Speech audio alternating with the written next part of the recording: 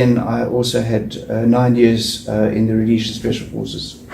So left the army,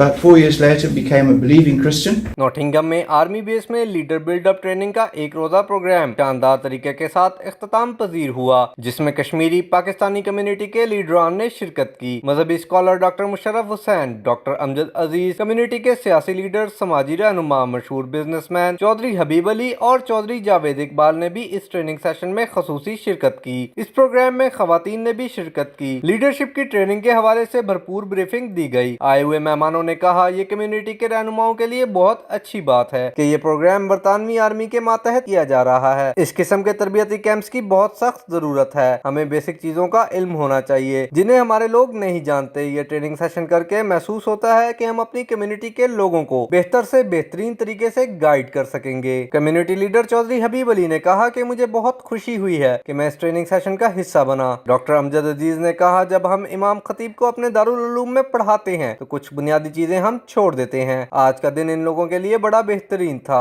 senior रहनुमा Pakistan peoples labour party बरतानिया चौधरी जावेद इकबाल ने कहा, हम तो एक ही चीज पर नजर रखते हैं, कम्युनिटी को कैसे इकट्ठा किया जाए, लेकिन आज हमें उन बातों का इल्म हुआ जिसकी वजह से हम बआसानी अपनी कम्युनिटी को एक प्लेटफॉर्म पर इकट्ठा कर सकते हैं। सैयद आले मोहम्मद, UG न्यूज, नॉटिंघम।